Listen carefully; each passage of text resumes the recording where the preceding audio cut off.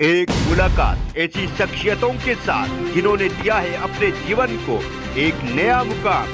रूबरू कराएंगे ऐसी कुछ हस्तियों के साथ एक खास शख्सियत के साथ मुलाकात जयदेव पटेल के साथ नंबर 1 इंडिया न्यूज पर। नमस्कार व्यूअर्स, मैं हूं जयदेव पटेल और आप देख रहे हैं नंबर 1 इंडिया न्यूज। आपका एक बार फिर स्वागत है एक खास शख्सियत के साथ मुलाकात प्रोग्राम में। आज हमारे साथ खास मेहमान है चुनाव विश्लेषक और सी वोटर टीम के एडिटर अजीत शुक्ला। अजीत जी, आपका बहुत बहुत स्वागत है आज हमारे प्रोग्राम में। जी अजीत जी, आपसे मेरा पहला सवाल है, गुजरात चुनाव हर बार से इस बार कितना अलग है और क्यों? देखिए, अगर 1960 में गठन हुआ था गुजरात का और उसके बाद लगातार जो है 1962 से चुनाव हो रहे हैं, तो अगर 2002 से बात करें, 2002 से 2017 तक के विधानसभा के लिहाज से अगर बात करें तो 2002 से 2017 तक लगातार जो है वो बाईपोलर रहा है जो है इलेक्शंस। वहां पे जो है बीजेपी और कांग्रेस के बीच बाईपोलर इलेक्शन होता रहा है। बीजेपी को जो है लगभग जो है 47 एक बार आया था, 48 to 50% के आसपास वोट आता था। और 2002 के लिहाज से बात कर रहे हैं तो 2002 से 2017 तक लगभग 38 से 41% के आसपास वोट आता रहा कांग्रेस को। और ये दोनों जो है एक कहिए तो 45% का उसका कोर वोटर रहा और 35% के आसपास जो है कांग्रेस का कोर वोटर रहा। अगर इस बार के चुनाव की बात करें तो इस बार जो है एक नई एंट्री हुई है आम आदमी पार्टी। आम आदमी पार्टी जो है वो वहां पे इनरोड कर गई है। सौराष्ट्र के इलाके में उसका खासा प्रभाव देखा जा रहा है और पूरे समस्त देश में उसका प्रेजेंस है। अब ये देखना होगा कि आगे जब टिकट का वितरण हो जाता है तो उसके बाद क्या स्थितियां रहती है, लेकिन अभी तक ऐसा लग रहा है कि स्थितियां जो है त्रिकोणात्मक है। अजीत जी, सी वोटर अगर जी आप पूरी कीजिए अपनी बात। जी बताएं जी।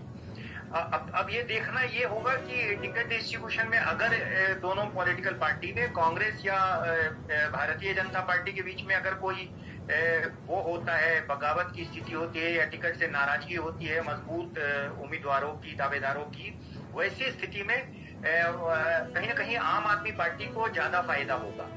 दूसरी चीज एक और बता रहा हूं मैं, जो दर्शकों को जानना बहुत जरूरी है कि गुजरात जो है भारतीय जनसंघ के जमाने से, जब भारतीय जनसंघ थी उस जमाने से लगातार संघर्ष करके अभी जो 50% की स्थिति है, जो लगभग पिछले विधानसभा चुनाव में 50% के आसपास वोट पाई थी। और इससे पहले जब अगर हम बात करें लोकसभा की तो लोकसभा में भी दोनों में 50% से एबव वोट पाई थी। और लिहाजा जो पिछला 2014 का इलेक्शन था उससे ज्यादा वोट जो है वो मिला था लोकसभा में बीजेपी भारतीय जनता पार्टी को। तो भारतीय जनता पार्टी संगठनात्मक रूप से बहुत ज्यादा मजबूत है। तो एक चीज बहुत स्पष्ट है कि भारतीय जनता पार्टी का संगठन वहां पे बहुत ज्यादा मजबूत है। दूसरा, नरेंद्र मोदी की लोकप्रियता बहुत ज्यादा है वहां पे।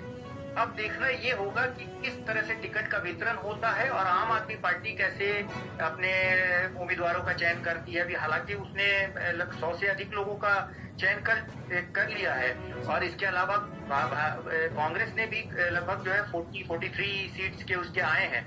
लेकिन आगे देखना होगा कि 182 जो टोटल सीटें हैं उस पर क्या स्थितियां रहें। जी अजय जी, सी वोटर के द्वारा गुजरात में कहीं ओपिनियन पोल पहले भी किए गए, लेकिन जब से ये 4-5 दिन पहले के जो पोल्स आए हैं, जो पिछले 4-5 दिनों की हम अगर बात करें, तो तब से हर कोई ये कह रहा है कि इसका मतलब जो मीडिया में, सोशल मीडिया में आम आदमी पार्टी और बीजेपी की जो फाइट बताई जा रही थी इन सर्विस में, तो वो कहीं ना कहीं बिल्कुल गलत साबित हो रही है। क्योंकि इन सर्विस को लेकर तो ऐसा लगता है कि बीजेपी बहुत आगे और दूसरे नंबर पर कांग्रेस और तीसरे नंबर पर आम आदमी पार्टी है।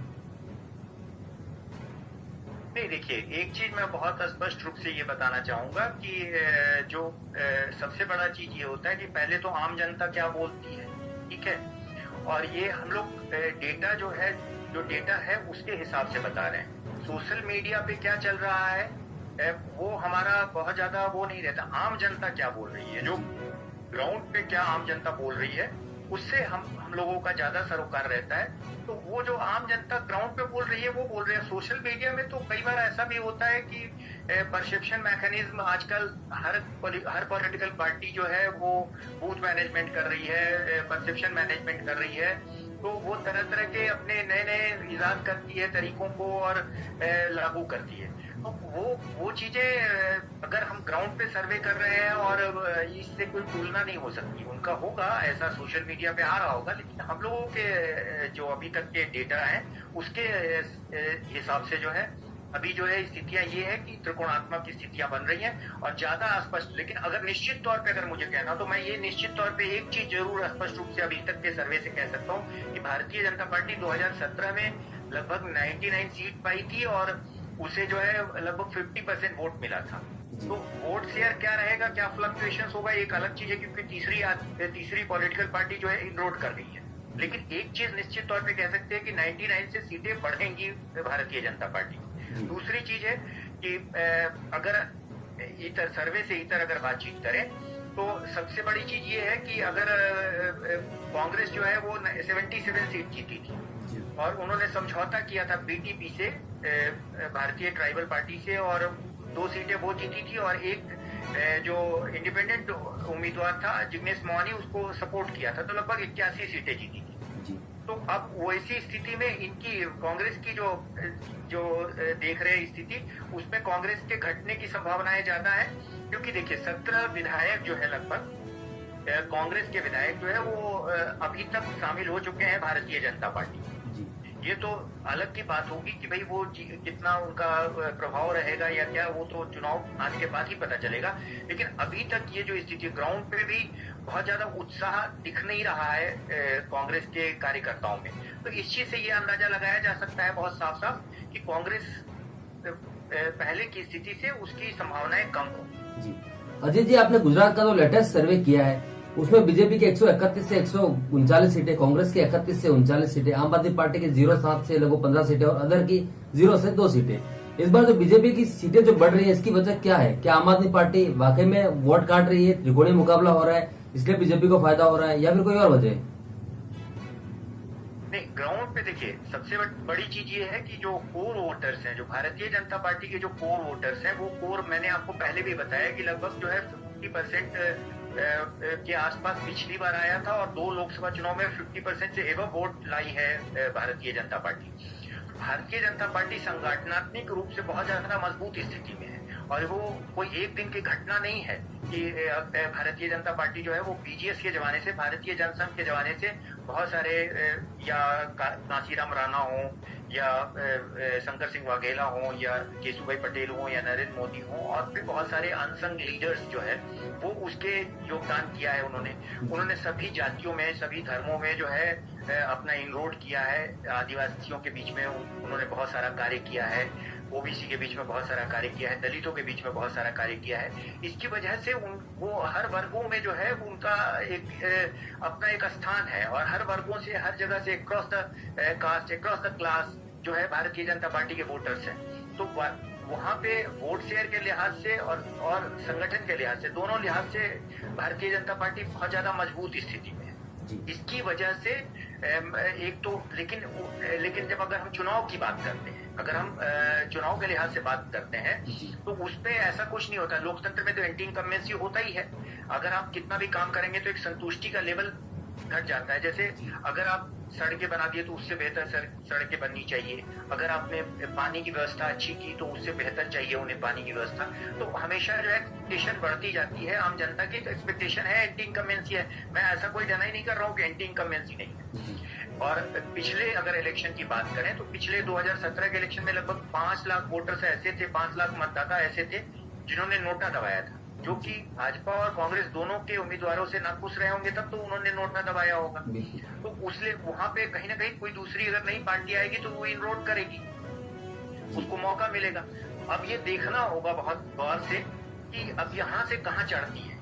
अगर नीचे ग्राउंड में जो है जो एंटी इनकम्बेंसी वोट है, जो अपोजिशन वोट है, उसका मत का जो है विभाजन हो रहा है, उसका फायदा जो है कांग्रेस भारतीय जनता पार्टी को मिल रहा है। अब देखना पड़ेगा ये कि उसका विभाजन कितना हो रहा है, क्योंकि अभी तो एक कैंडिडेट्स आएंगे, कैंडिडेट के बाद रेबल फैक्टर्स होगा कि किस पार्टी में कितने रेबल्स होते हैं, वो रेबल को कैसे कौन मैनेज करता है, पूरी 182 की लिस्ट आ जाती है। उसके बाद पूरी तरह से हम उसको बहुत स्पष्ट रूप से बता पाएंगे कि क्या स्थितियां होंगी। लेकिन अभी जो एज ऑफ नाउ है, अभी तक की जो स्थितियां हैं उसमें त्रिकोणात्मक बनने के संकेत मिल रहे हैं और ये आगे बढ़ रहा है। जी अजय जी, गुजरात में विपक्षी पार्टियां आपके सर्वे को लेकर लगातार आरोप लगाती रही है, और खासकर कांग्रेस पार्टी। क्या आप बीजेपी के फेवर के सर्वे दिखाते हो जिससे कि मतदाता बीजेपी की ओर आकर्षित होकर बीजेपी को वोट करता है? इस पर क्या कहेंगे आप? नहीं, ये बिल्कुल ये बेसलेस आरोप है। आप पिछला रिकॉर्ड सी वोटर का उठा के देख लीजिए। हम लोग 95 हम ट्रेंड बताते हैं, हम लोग जो है वो ट्रेंड बताते हैं। हमारे अगर जिनको ये अगर शंका है तो वो आए हमारे कार्यालय में और आके वो बैठ के देखें कि हम लोग किस तरह से कार्य करते हैं। 24/7 लगे रहते हैं, फील्ड में जाते हैं, घूमते हैं, सर्वे के भी अलग अलग विधि होते हैं। वो सारी चीजें वो देखें और उसके बाद फिर तब उसको अगर वो प्रमाणित न लग रहा हो तब ऐसा अगर आरोप लगाए तो, क्योंकि हर पार्टी अपने पॉलिटिकल मिजाज के हिसाब से वो लगाती है। अगर भारतीय जनता पार्टी को मैं बताऊंगा कि उनकी सीटें घट रही हैं तो वो ऐसा बताएंगे। अगर मैं कांग्रेस को बोलूंगा कि अगर कम सीटें आ रही हैं तो वो बोलेंगे। ये हमारे मैसेज से अगर मैं जो सर्वे बता रहा हूँ और इसके लिहाज से जाके अगर कार्य करते हैं तो वो रिजल्ट को पलट सकते हैं। जो अभी का रिजल्ट है उस मैसेज को अगर पढ़े अच्छे से कि भाई अभी जनता ये बोल रही है, आप उस मैसेज को अगर अच्छी तरह से पढ़ें और देखें तो उसके बाद आप उसका उपयोग कर सकते हैं। हम तो सोसाइटी को अवेयर कर रहे हैं, हम इवॉल्व कर रहे हैं डेमोक्रेसी को। हमारा क्या, हम क्यों इस तरह के, हम कोई पॉलिटिकल पार्टी के लिए सर्वे कर नहीं रहे हैं, हम मीडिया के लिए कर रहे हैं, हम जागरूकता के लिए कर रहे हैं, हम लोकतंत्र के विस्तार और विकास के लिए कर रहे हैं। तो इस तरह का ये बेसलेस आरोप है। आप ट्रेंड्स देखिए उठा के, मेरे ट्रेंड्स उठा के पुराने सब देखिए। अजय जी, आपसे मेरा क्लोजिंग क्वेश्चन है कि आपके सर्वे के अनुसार गुजरात चुनाव में नंबर 2 के लिए कांग्रेस पार्टी से अच्छा प्रदर्शन आम आदमी पार्टी करती हुई दिखाई दे रही है आपको? देखिए, अभी स्पष्ट रूप से मैं निश्चित तौर पे या स्पष्ट रूप से कुछ नहीं बता सकता हूँ। सर्वे हो रहा है, 1-2 हफ्ते बाद अगर आप पूछेंगे, जब टिकट वितरण हो जाता है तो मैं ज्यादा स्पष्ट तौर पे बता सकता हूँ। अभी की जो स्थिति है वो मेरे सर्वे में स्पष्ट रूप से बताया गया है, उसको एक बार अच्छे से पढ़ें। अगर उसमें कोई सवाल है तो मुझसे पूछें कि आप क्या कह सकते हैं। जी अजय जी, आपने नंबर 1 के समय निकाला, उसके लिए आपका बहुत बहुत धन्यवाद।